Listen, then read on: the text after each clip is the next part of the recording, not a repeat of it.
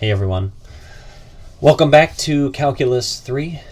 This will be lecture 18 of the course. And in this section, we're going to talk about tangent planes and normal lines. So we certainly talked about, towards the earlier sections of the course, we discussed lines and planes in space and just talked through how we can derive some of those the equations for some of these things. We want to revisit this now after having gone through a lot of the stuff that we recently waded through, gradients in particular, and also partial derivatives. And we want to revisit this and expand our capability to being able to identify tangent planes in particular, kind of the big thing. So normal lines, let's start with normal lines. Well, let's jump into it here. So this will be section 3.7, tangent planes and normal lines. Okay, and so let's start with the idea of normal lines. And I think people probably have a good sense of what a normal line is, but just how deeply ingrained in the geometry of space normal lines are maybe somewhat unknown to people, right? So we've certainly talked about normal lines in the 2D world, but in the 3D world of surfaces and solids, normal lines have just as important a role. So let's consider the case of like the billiard ball example, right? So say you've got a billiard ball that's in motion, right? It's in motion, along a certain line, right? And let's say there's another billiard ball at rest that is precisely in the line of motion here. So this is the line of motion. Okay, and so this ball is obviously precisely in line with this other one that's at rest. And so when these two collide, what's going to happen? Well, the two will collide, and you can imagine this plane between the two right at the point of impact, right? So these two balls will touch, in theory, at a single precise point.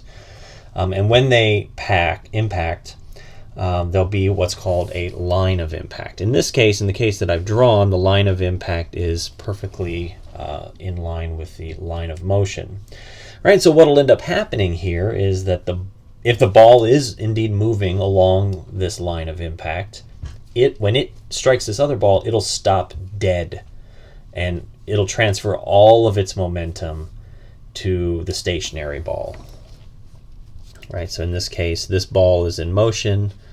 It'll stop dead and transfer all of its momentum to this other ball, which will, obviously move away along the same line of motion.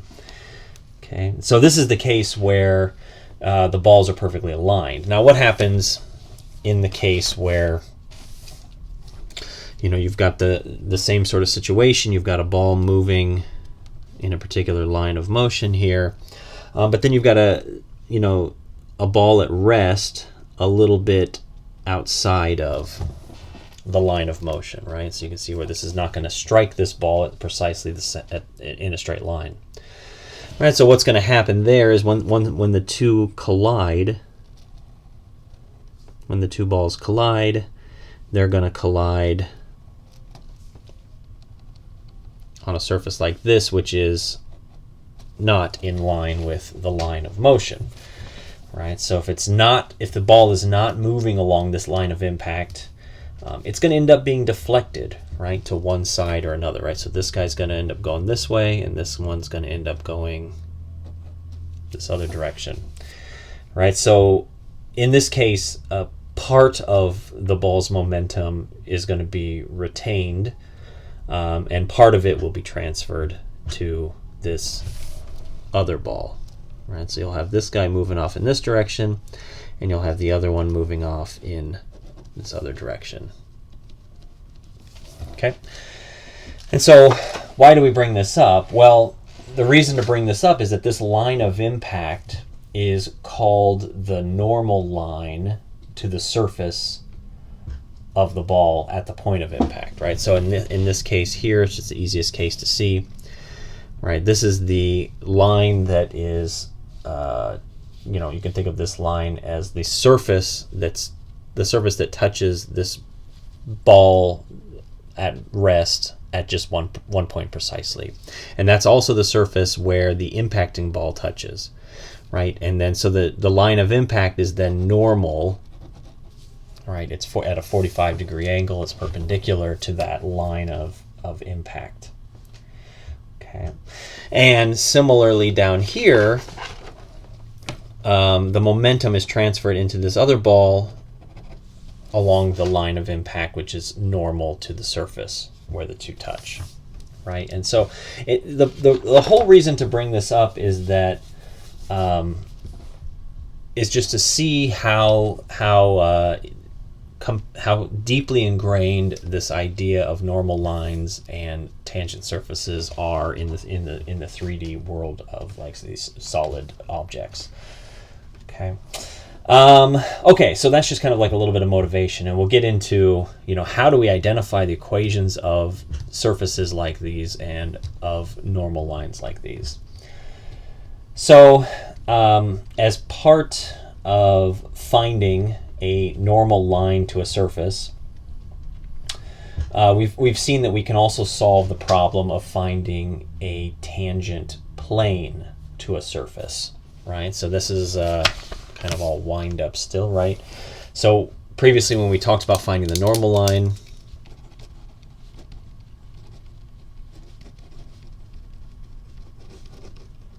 right, when finding the normal line to a surface, we can also, kind of enabled us to solve the problem of finding a tangent plane to the surface.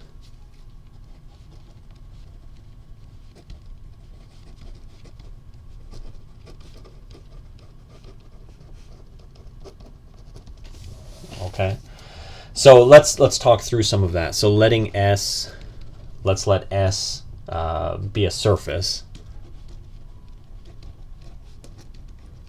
and specifically a surface given by the equation f of x, y, z equals 0, right? So this surface f of x, y, z equals 0, and we'll let p x naught, y naught, z naught be a point on S. Okay, so this is some point on S.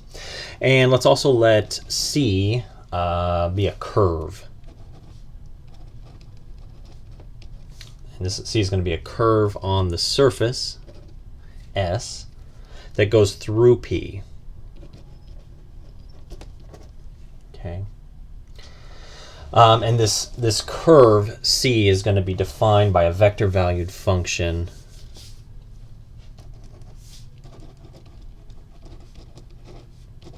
So this is a vector valued function.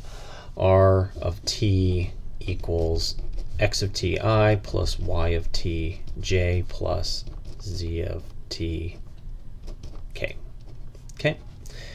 All right. So we've got S, a surface given by this equation. P is a point on the surface. And C is a curve on the surface going through P, and it's got this curve C has this vector valued function that defines it. Okay. All right. So that's kind of the wind up. Now, what we can say then is for all t, right? Then for all t, f of xt, comma, yt, comma, zt equals 0, right? Right, that's obvious. F of x, y, z is equal to 0, so obviously if you plug in something specific, you get 0 as well. If f is differentiable,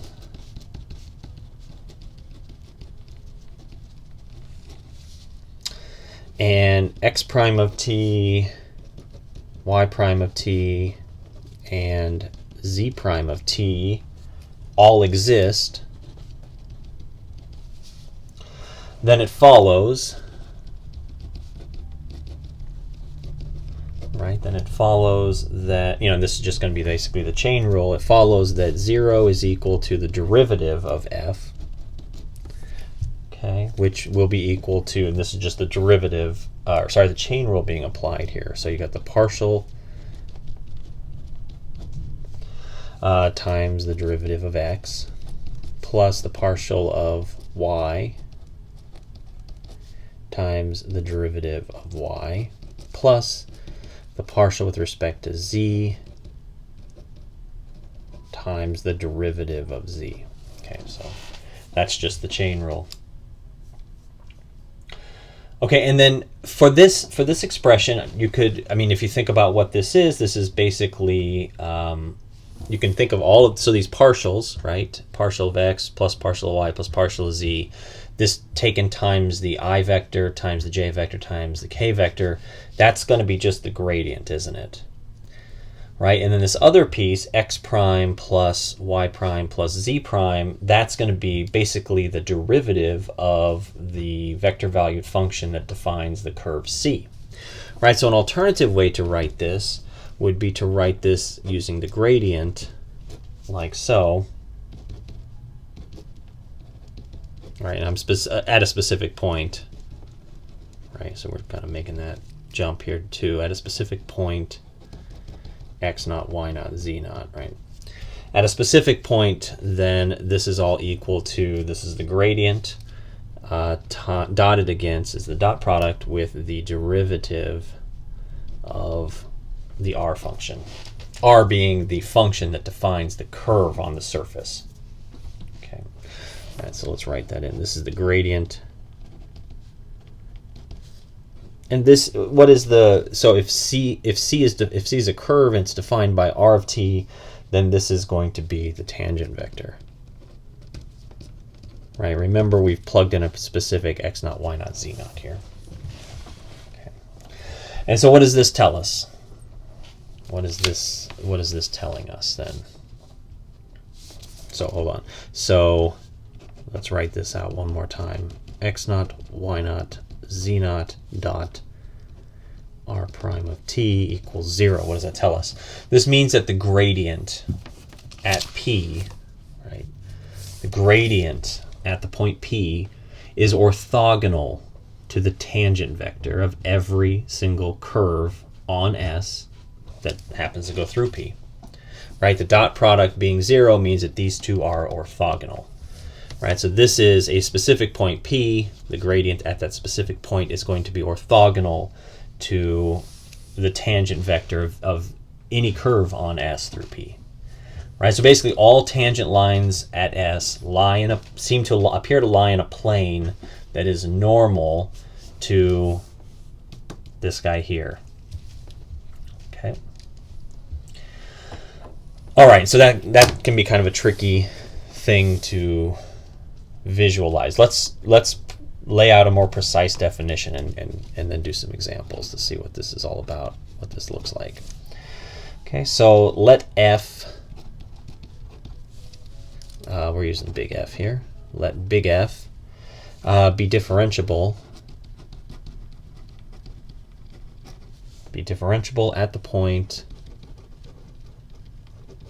P x naught, y naught, z naught on the surface S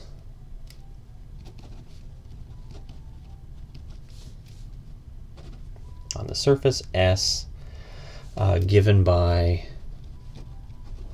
the function or the equation f of x, y, z equals 0, such that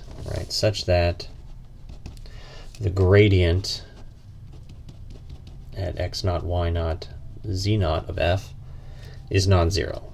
Right, it's not equal to the 0 vector. Right, so f is some differentiable function at the point P x naught, y naught, z naught on the surface S given by f such that the gradient is non-zero. Okay, then two things follow. Right, the plane through P, the point P, that is normal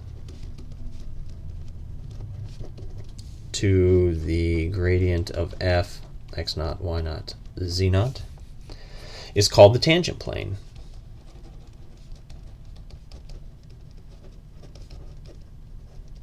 Okay, it's called the tangent plane, and then I guess technically to the surface S at the point P.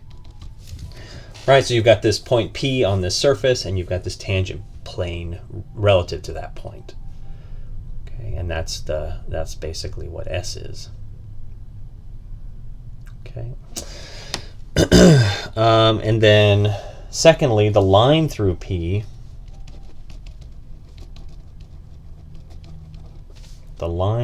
having the direction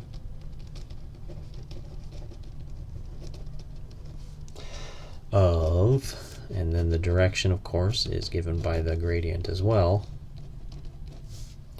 This is called the normal line to S at P.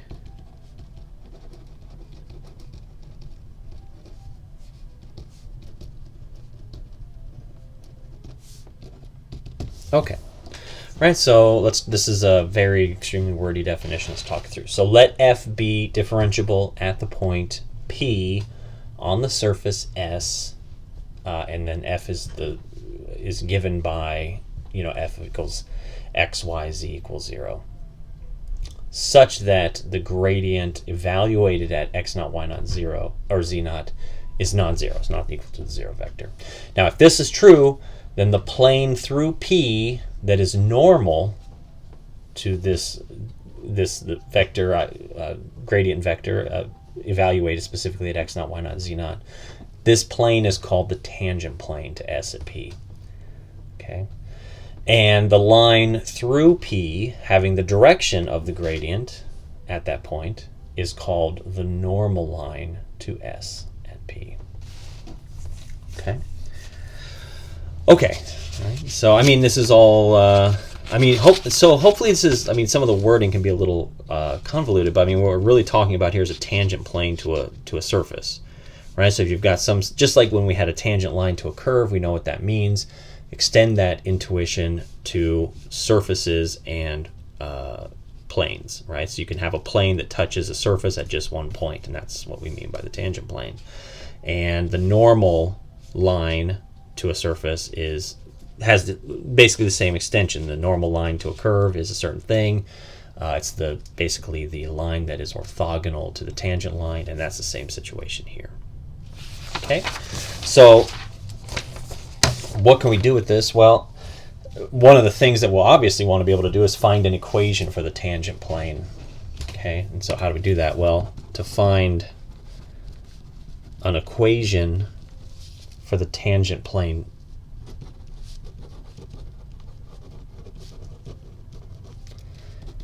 to S, right, at a particular point,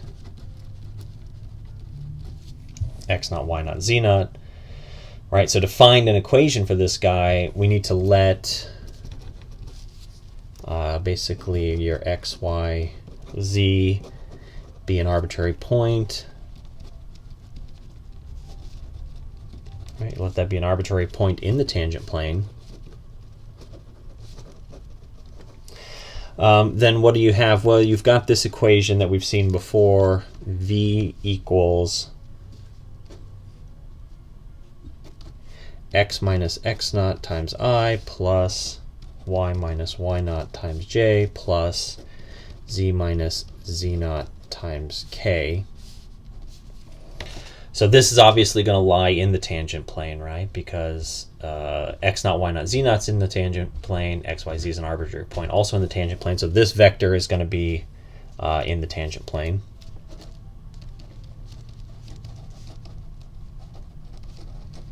Right, and we've seen this before. Now because, right, here's the trick part. Because the gradient of f at x naught, y naught, z naught is normal to the tangent plane,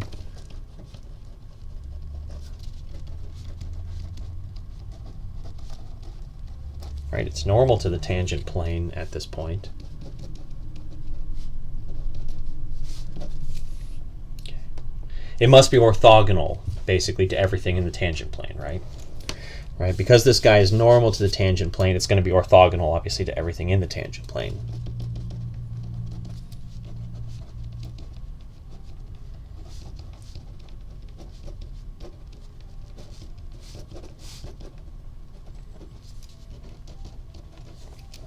Okay. And what does that mean? Well, therefore, basically the gradient vector, that vector evaluated at x naught, y naught, z naught, and dotted against any vector v that's in the tangent plane is going to be equal to 0. Right? That's just the dot product telling us that. And this is going to lead to the following theorem, which will tell us how to identify the equation of a tangent plane. Okay, so this leads to theorem. Okay, so this theorem. So if f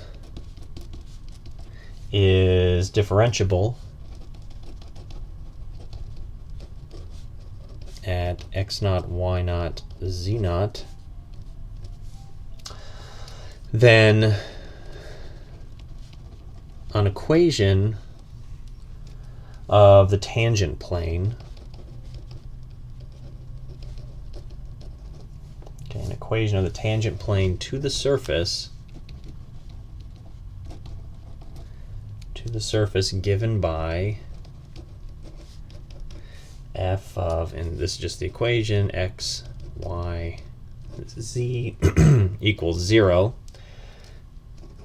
at this particular point, x naught, y naught, z naught is, right, and so here's the form of the equation. It's just going to be the partial of f with respect to x evaluated at x naught, y naught, z naught times x minus x naught plus the partial of f with respect to y evaluated at x naught, y naught, z naught times y minus y naught, and plus the partial with respect to z evaluated at x naught, y naught, z naught times z minus z naught equals 0. This will give you the equation. This is an equation for the surface.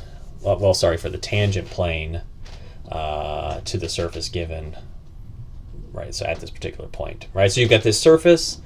And you've got this point on the surface, x naught, y naught, z naught. You want to know the equation of the tangent plane at that point? This will tell you. This is an equation of that tangent plane. There are others, of course, right? But this is one way to find it. One way to find an equation. Okay, all right. Let's do an example. Okay, so example. Find an equation. Find an equation of the tangent plane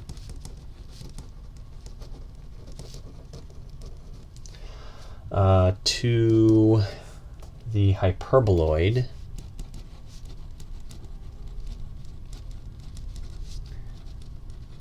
given by, all right, and here's the expression or the equation, z squared minus 2x squared minus 2y squared equals 12. Okay, and so we want to find the equation of the tangent plane to the hyperboloid given by this equation at the point, right? You're always going to need a specific point if you're looking for a tangent plane, because depending on what point you're talking about, the tangent plane will obviously vary. So at the point 1, -1, 4. Okay, and so that is the so that's the first example. So a hyperboloid, right? Remember, a hyperboloid is kind of like it kind of looks like this. I mean, this is just like some kind of a generalization of it, but it'll vary obviously depending on the equation. But you've got your x, y, and z. It's kind of looks something like this. And so for a hyperboloid, something like this, what we're basically given is some point on the surface, right? So maybe it's right here, for example. And what we're asked to identify is that there's going to be a plane that could be characterized as tangent to the hyperboloid at just this point, right? Which means this plane touches just this point, touches the surface at just this one point. Right? It doesn't precisely mean that, but you can use that as an intuitive sort of way to think about it. And what we want to know is what's the equation of that surface, right? What is the equation of this tangent plane? Okay, and so that's exactly what the previous theorem taught us how to do, right? We need the three partial derivatives, and then it's just we need to evaluate the three partial derivatives, and then we just need to plug it into this form. Okay, so we'll start with the partial derivatives. So f differentiate with respect to x is going to be equal to, just looking at this, it's going to be equal to negative 4x. And f with respect to y is going to be equal to negative 4y, and f differentiated with respect to z is going to be 2z. Okay. And so those are the partial derivatives. Now it is, I kind of skipped this step, but it is important to notice that when we're talking about the partial derivatives, what we're differentiating is this, right? This part of it, f of x, y, z equals 0. You want to differentiate this side of it, right? So we're looking at z squared minus 2x squared minus 2y squared minus 12 equals 0. So we have to differentiate this thing.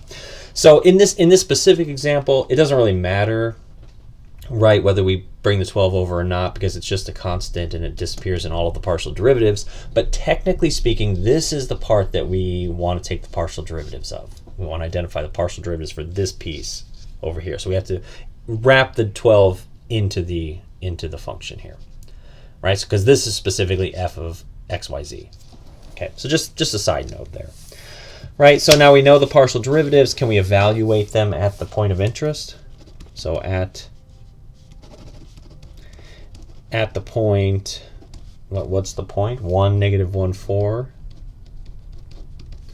So you've got f of x of 1, negative 1, 4.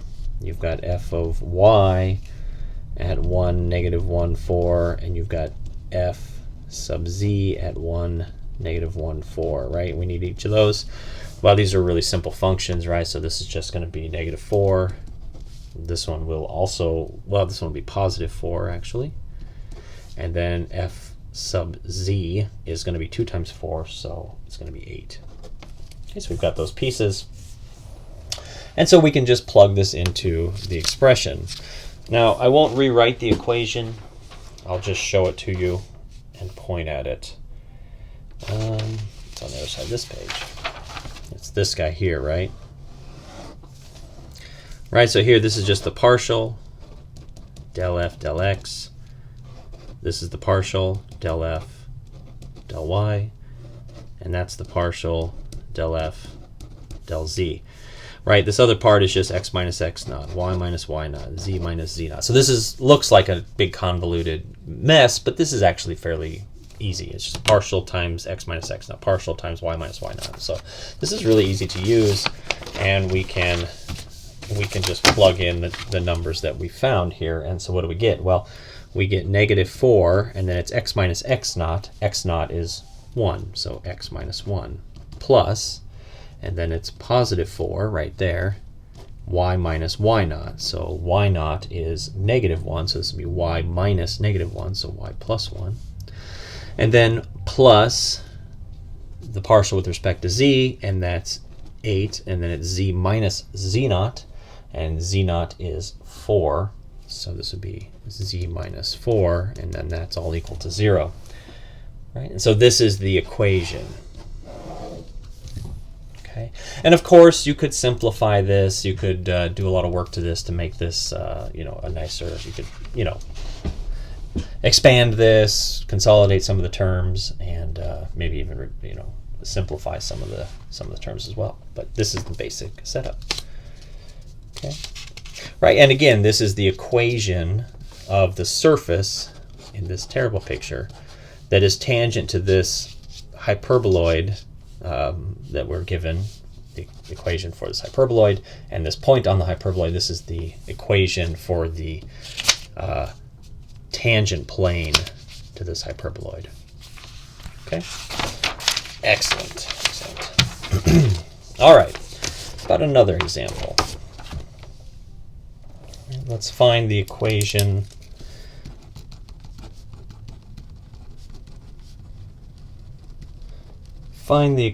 of the tangent plane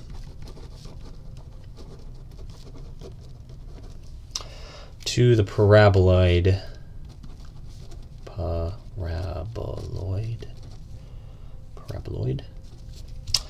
And it's going to be written like this: z equals 1 minus 1/10 x squared plus 4y squared.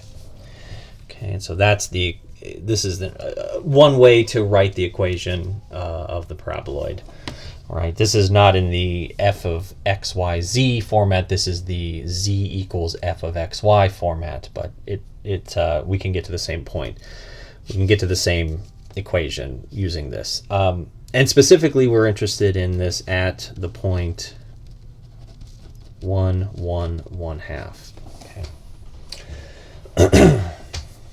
Okay, so notice, I just kind of said this, but notice that this is in the form z equals f of x comma y, right? And the theorem that we just looked at assumed that f was kind of written in the form f of xyz equals 0, right? And so what we can do here is just kind of a simple, you can notice here that f of x, y minus z is equal to 0, right? And so this guy here is your f of x, y, z, right? And so, but we will have to change, like if we're going to leave the equation in this form and we want to work with the prior theorem, we have to augment it slightly. And so what we need to do is basically rewrite it like this. This is going to be x naught, y naught, right? The partial of f with respect to x evaluated at the point x naught, y naught,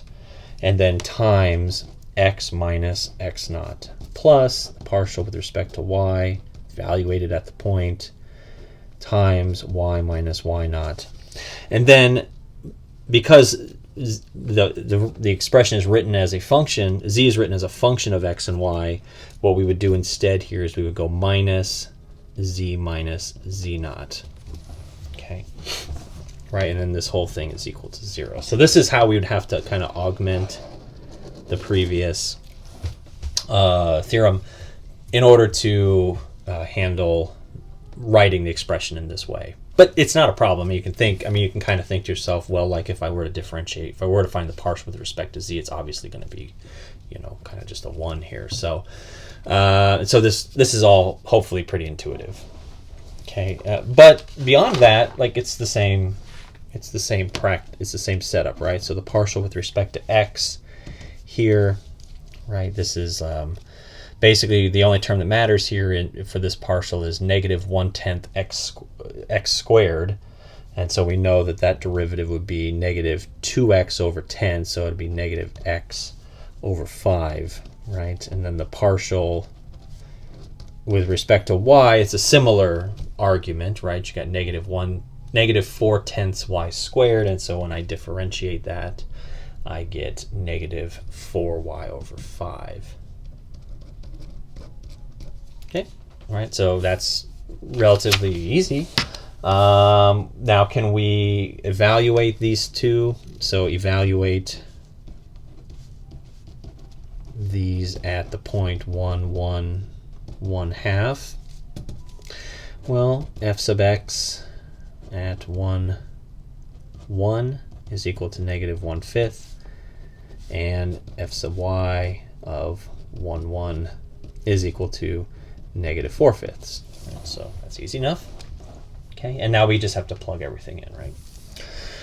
So remember the format here, and I'm going to write it kind of in an extreme shorthand here, is partial with respect to x times x minus x naught plus partial with respect to y times y minus y naught minus z naught equals 0.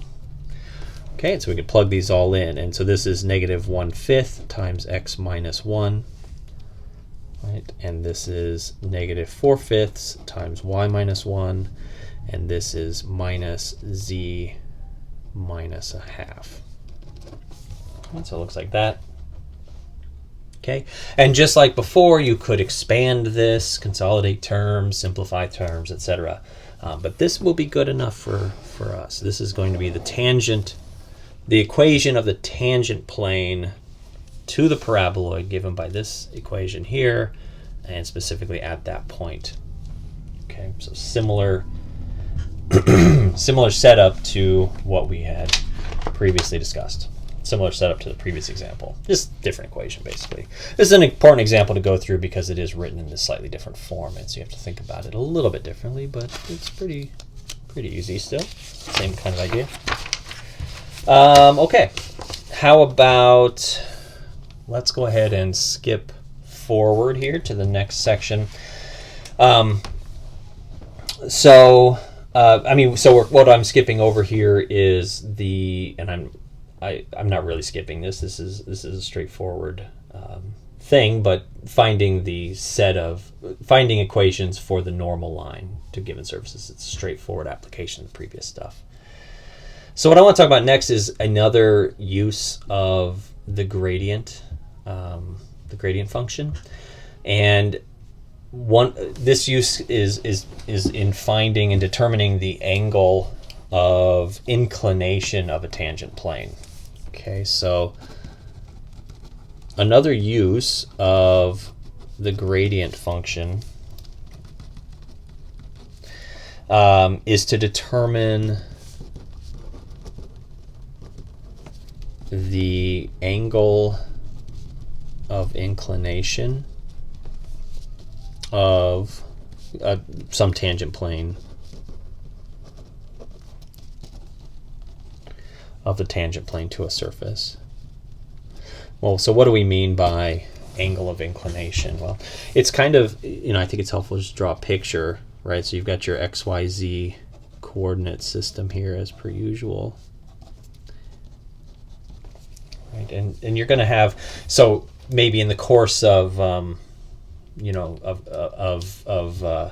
working on some problem, you've come to identify a particular tangent plane, right? You've got a surface in the XYZ coordinate system, and you've identified a tangent plane, right? And so let's just say, for sake of ease, that it happens to lie like this, right? So you've got, this is the XY plane, and then coming off of that, you've got some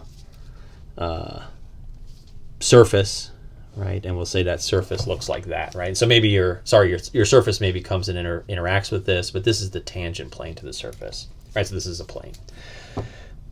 So the angle of inclination is going to be the angle that this tangent plane here makes with the XY plane. Okay, and this theta would be between 0 and 2 pi. Pi over 2. Pi over 2. Right. Once it hits 90 degrees or pi over 2, then you'd have an angle of inclination on the other side. So that theta never would exceed pi over 2. Okay. So this is what we mean by the angle of inclination.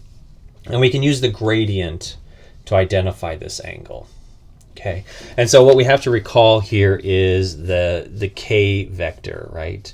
So because the k vector, right, and this is the k unit vector, this is going to be normal to the xy plane, right?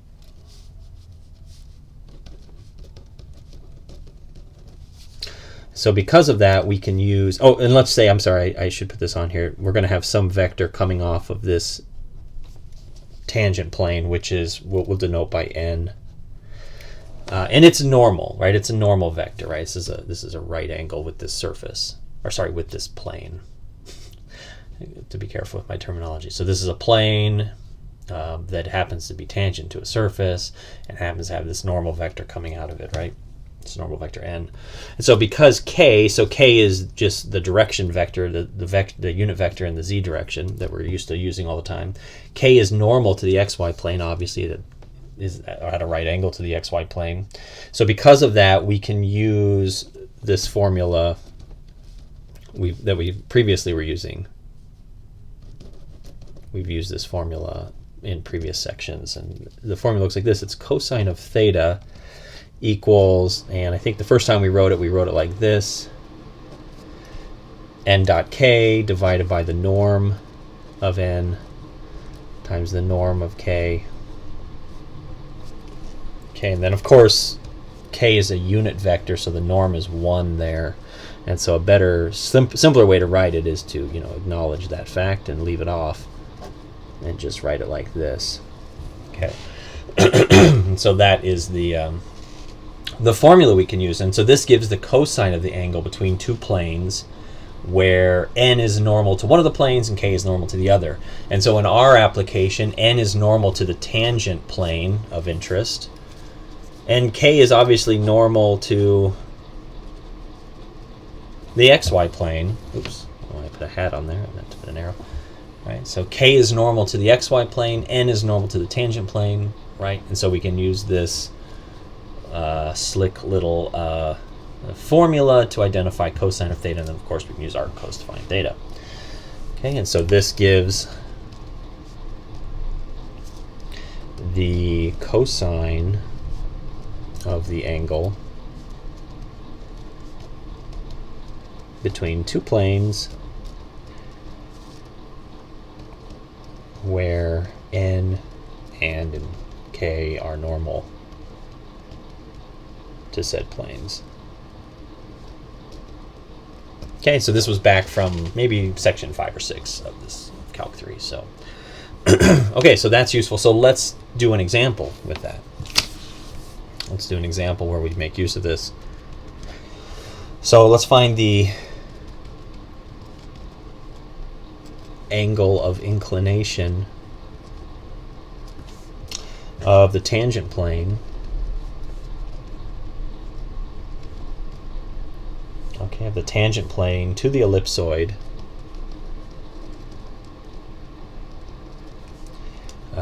given by, right, so you've got this ellipsoid, which is x squared over 12 plus y squared over 12 plus z squared over 3 equal to 1.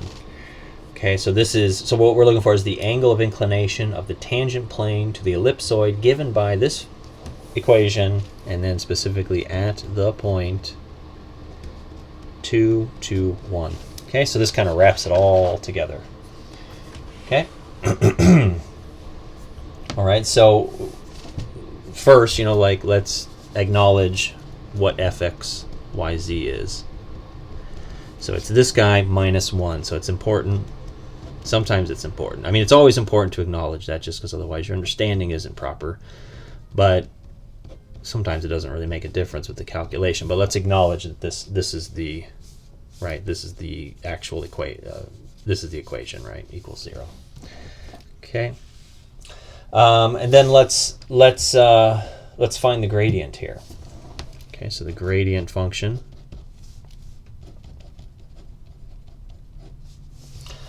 It's a vector valued function, right? And basically, how do we identify the gradient? Well, we identify the 3 partial derivatives and use them as the components in a vector valued function with ijk directions, right? So the partial derivative with respect to x is obviously going to just include this term, and it's going to be x over 6. And the partial derivative with respect to y is going to be y over 6. And the partial derivative with respect to z will be 2z over 3. Okay, so there's the gradient. Can we evaluate the gradient at the point 2, 2, 1? Of course. Right, and what do we get? We get 26i plus 26j plus 2/3 k. Okay, and I guess we could simplify this to 1/3 I plus 1/3 j plus 2/3 k. Okay. Okay, so this is the gradient vector, right? And so at this point, the gradient evaluated at 2, 2, 1, specifically this vector, is going to be normal to the tangent plane.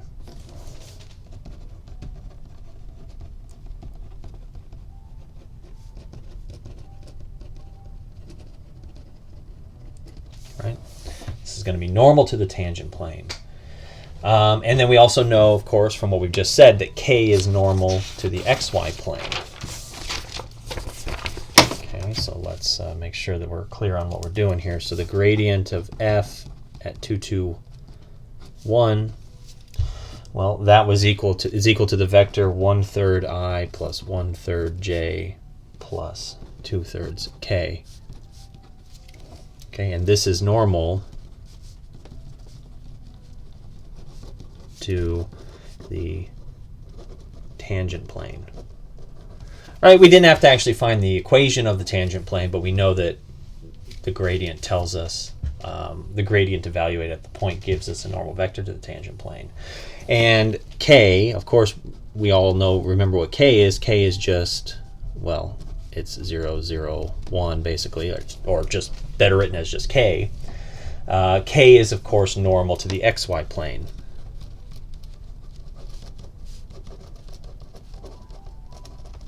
Okay, and so if we want to know the angle of inclination, we can basically use the equation, the expression, the formula that we just talked through, right? There we said that cos theta will be equal to n dot k, the absolute value of that, divided by the norm of n. All right, so in our case, k is k, and n is this gradient vector here, right? So this, in our case, would be the gradient of f evaluated at 2, 2, 1. And we want to dot that against k, and then we want to identify the norm of that gradient vector and divide by that. All right, like so. And so we can do that. Right, we can dot this. So this is the gradient vector, and this is the k vector, right? So obviously, when you dot those together, 1/3 times 0 plus 1/3 times 0 plus 2/3 times 1, the numerator is just 2/3. Right, and then how do we find the norm of this? The norm is just the square of the components. Add them up, take the square root. So it's 1/3 squared plus 1/3 squared plus 2/3 squared, and then we take the square root of that, like so. That's going to give us the norm of the gradient vector at 2, 2, 1. Okay, and so what do we get here? Well, we get 2/3, and then the bottom it's a ninth plus a ninth plus 4/9. So I guess you get 6/9, the square root of 6/9. And so that's going to be equal to, there's a lot of ways to, well, there's not a lot of ways, but there are various ways to simplify this. This is one way. You can do it this way, and then you'll see that it's 2/3 times 3 over the square root of 6, which is 2 over the square root of 6. And so you could write this as 2 times the square root of 6 over 6. So square root of 6 over 3. Okay. I mean, you could probably write it in other ways too, but then basically the punchline here is that cos theta is equal to the square root of 6 over 3, and that implies then that theta is the arc cos, right, of square root of 6 over 3. Right, and when you do that, you get, like 0.61 radians, right? But probably more useful would be, well, maybe intuitive would be to say that theta is approximately 35 degrees. Okay, so that means the plane that is given, right? The